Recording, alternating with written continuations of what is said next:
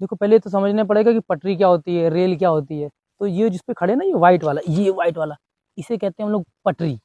आप सब समझते होंगे ये पटरी है, ये पटरी नहीं है, ये एक्चुअल में इसको रेल कहते हैं।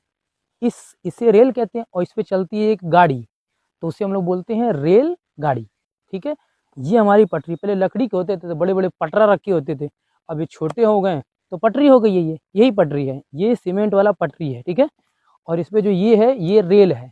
इस पे चलने वाली जो गाड़ी होती है उसे बोलते हैं रेलगाड़ी। ये सामने से आती है इसलिए इस तरह मुंह करके खड़े, तो ये हमारी है रेलगाड़ी। ठीक है, अब ये जो रेलगाड़ी है ना, इसका रास्ता तो ये लोहे का ही तो है, पूरी लोहे का है, तो ये लोहे के पथ पे चलती है, इसीलिए इसको बोलते हैं लौह पथगामी।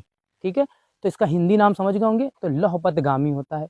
अब हम लोग एक चीज़ देखेंगे कि जब दो पटरियां आपस में जुड़ती हैं, भाई जोड़नी पड़ती होगी, भाई इतना लंबा रास्ता कैसे बनाएंगे, एक सिंगल पटरी ला करके दिल्ली से लेकर के कलकत्ता तक कैसे रखी जा सकती है।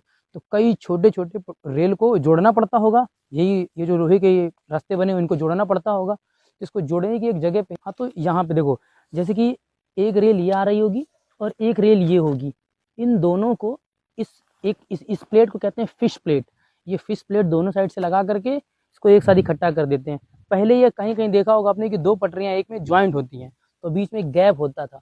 इस गैप को खत्म करने के लिए या फिर कम करने के लिए डायरेक्ट इसमें वेल्डिंग कर दी जाती है। तो यहाँ देखिए वेल्डिंग कर दिए, समझ में नहीं आ रहा होगा ज्वाइंट कहाँ पे है। ठीक है, तो दो दो पटरियों को दो पटरियों को जोड़ते हैं, किससे जोड़ते हैं, फिश प्लेट से।